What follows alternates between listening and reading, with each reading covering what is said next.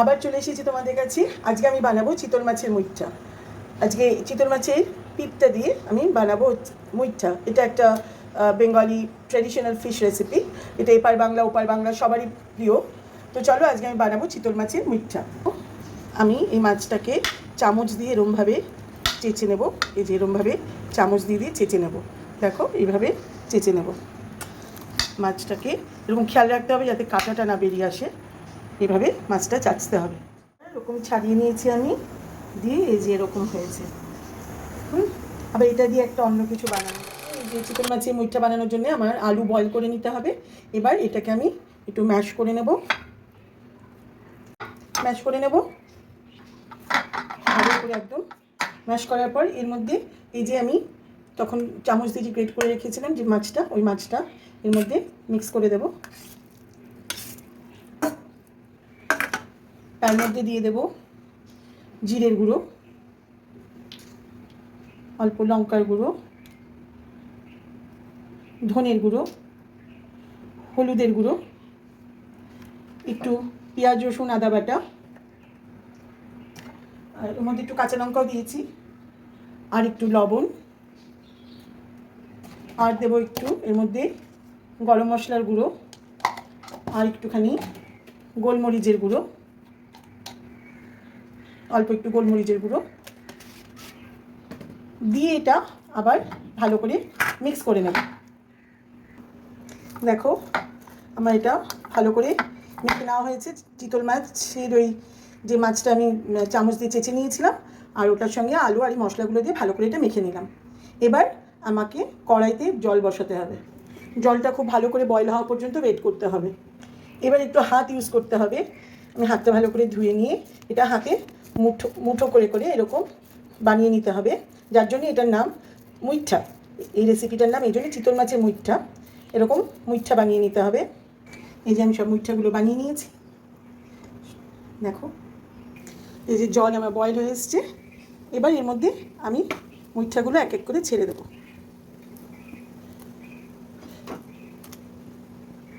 এবার এটাকে আরও ভালো করে একটু সেদ্ধ করব, কিন্তু খুব বেশি সেদ্ধ করব না, 5 থেকে 6 মিনিটের বেশি সেদ্ধ করব না, তাহলে কিন্তু এটা রাবারের মতো শক্ত হয়ে যাবে। এটা বয়েল হওয়ার জন্য একটু ঢেকে দিই, তাড়াতাড়ি বয়েল হয়ে যাবে। আর এই রান্নাটা করার জন্যে আমি নিয়ে নিয়েছি টমেটো কুচি, পেঁয়াজ রসুন আদা বাটা, লঙ্কা কাঁচা লঙ্কা বাটাও আছে এর সঙ্গে, আর একটু কাশ্মীরি মির্চের গুঁড়ো, ধনে জিরে এটা ভিজিয়ে রেখেছি আমি, আন্দাজ মতো লবণ, ফোড়নের জন্য গোটা জিরে, আর গরম মশলা, গোটা গরম মশলা। এবার দেখো আমার এটা মুইঠাগুলো সেদ্ধ হয়ে গেছে। আমি এবার এগুলো নামিয়ে নেব। এই যে আমি এগুলো জল ঝরিয়ে নিয়েছি। এবার এগুলোকে পিস পিস করে আমাকে কাটতে হবে, একটু ঠান্ডা করে পিস পিস করে কাটবো। এবার আমি এগুলো ঠান্ডা হয়ে গেছে, আমি এবার এগুলোকে পিস করে কেটে নেব।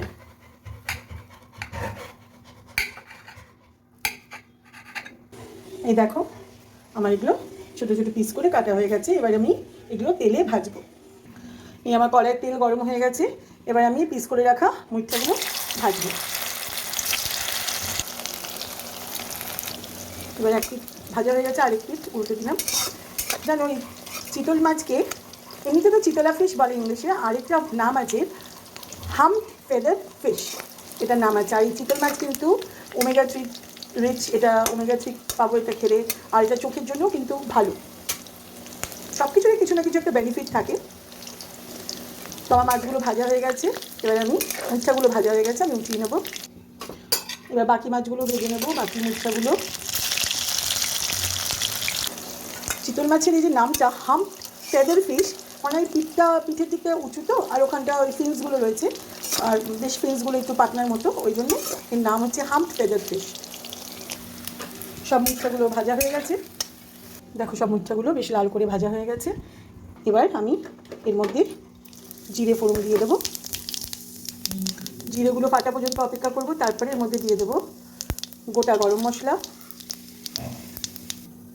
তারপর এর মধ্যে দিয়ে দেবো পেঁয়াজ রসুন আদা বাটা, লঙ্কা কাঁচা লঙ্কা একটু বাটা আছে এর মধ্যে, এটাকে একটু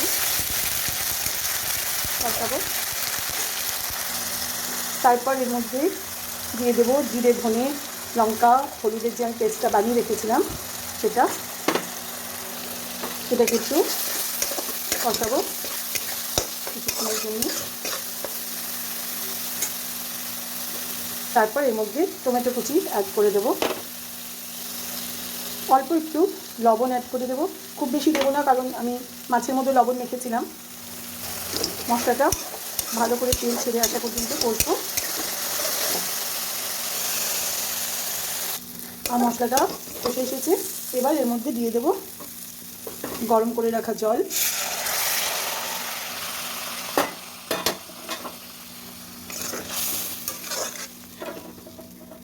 এবার এর মধ্যে মুইঠাগুলো অ্যাড করে দেবো, দিয়ে এবার এটাকে ফুটতে দেবো। একটু ঢেকে দিলাম, দেখি এই যে হয়েছে আমার, এই যে বানালাম চিতল মাছের মুইঠা। জানো এর মধ্যে টমেটোটা অনেকে দেয় না, টমেটোটা স্কিপও করতে পারো। আর অনেকে একটুখানি মিষ্টি দেয়, চিনি দেয়, কিন্তু আমি দিইনি। তো কেউ চাইলে, আমি পছন্দ করি না তাই দিইনি, তো কেউ চাইলে সেটাও দিতে পারো। তো রেডি। এবার এর মধ্যে আমি একটু ঘি মিক্স করে দেবো।